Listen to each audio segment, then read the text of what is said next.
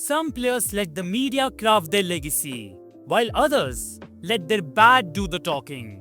And then there's Kumar Sangakkara, a man who never chased the spotlight because he never needed to. His numbers, his elegance, and his sheer dominance over 2 decades spoke louder than any headline ever could. But beyond the stats and records, he was more than just a cricketer. He was an artist at the crease, a craftsman of the highest order, and a leader who carried the hopes of a nation every time he stepped onto the field. So, let's dive into the career of a man who wasn't just great, he was one of the finest to ever play the game.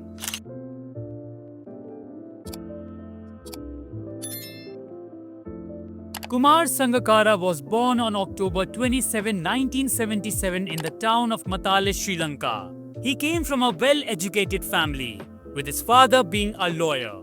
But young Sangakkara was drawn to a different kind of discipline. From an early age, he had a natural gift for sports: badminton, tennis, swimming. Whatever he picked up, he excelled at. But there was something about cricket, something that set his competitive spirit alight. At Trinity College in Kandy, Sangakkara's cricketing journey truly began. He had the skill, the hunger, and the intelligence to stand out. His principal saw it too, and with one simple piece of advice, focus on cricket, he set Sangakkara on a path that would change Sri Lankan cricket forever. Sangakkara's rise in Sri Lankan cricket was nothing short of meteoric. His performances at the school level earned him a spot in the Sri Lanka A team, where he continued to turn heads with his consistency, his temperament, and his ability to deliver under pressure. By the age of 22, his exploits in domestic cricket had made him impossible to ignore. The selectors took notice, and soon he received his first call-up to the national ODI squad. And it didn't take long for him to make an impact. In just his second match, up against a fearsome South African bowling attack, he played an innings of pure composure, scoring 85 runs, calm under pressure, unfazed by the opposition. That knock earned him the Man of the Match award, and by the end of the series, he had piled up 199 runs. If there was any doubt before, there was none now. Sri Lanka had unearthed a future great. His test debut came later that year, a trial by fire against South Africa's lethal pace attack. It was no easy introduction, but Sangakkara stood firm, showing resilience beyond his years. And soon, he made his mark. In 2001 against India, he reached his maiden test century, a glimpse of the class and determination that would define his career. But it was in 2002 that he truly announced himself, smashing a magnificent 230 in the final of the Asian Test Championship against Pakistan. It wasn't just a big score, it was a statement. And it was clear Sri Lanka hadn't just found a dependable batsman, they had found a leader, an artist, and a man capable of carrying the team on his shoulders. Sangakkara's batting was poetry in motion. He didn't just score runs, he made batting look like an art form. Early on, he played the role of a sheet anchor, holding one end up, steady and reliable.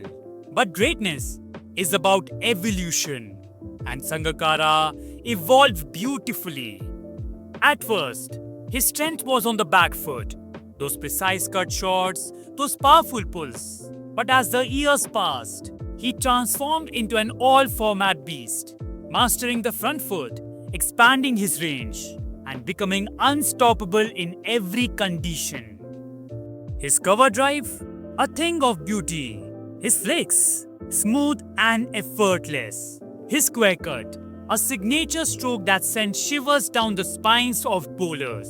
He had the rare ability to pick gaps with surgical precision, finding boundaries at will. Test, ODI or T20, it didn't matter. When Sangakkara was at the crease, he was always a class apart. I want to add mine and say you've been an exceptional cricketer. And during the turbulent times that our game faced, You, along with Rahul Dravid, Sachin Tendulkar, VVS Lakshman, to name just three, you have been the conscience of international cricket. And I think that is probably the highest tribute I can pay to you. But his greatness wasn't limited to batting alone. Behind the stumps, he was just as impactful. A staggering 678 dismissals across formats put him in elite company. And in ODIs, no wicketkeeper has ever come close to his record of 482 dismissals. He wasn't just a part-time keeper who could bat. He was one of the best wicketkeepers the game has ever seen. Of all his masterful innings, one stands above the rest. Hobart 2007. Sri Lanka were chasing the impossible. 507 runs to win against Australia. The odds? Overwhelming. The task? Almost unimaginable. And at 15 for 1, with the game slipping away, Sangakkara walked in. What followed was an innings of sheer determination and class. He fought like a warrior, carving out an outstanding 192. Taking Sri Lanka closer to the unthinkable. And just when history was within reach, on the brink of becoming the first player to score 3 consecutive double centuries, a poor umpiring decision ended his knock. Sri Lanka fell short by 97 runs, but that innings, that was a statement. A masterclass in resilience, skill, and mental toughness. One of the greatest fourth innings knocks Test cricket has ever seen. And now, let's talk about the numbers. Cold, hard evidence of his greatness. Kumar Sangakkara amassed 12,400 Test runs at a staggering average of 57.4 with 38 centuries.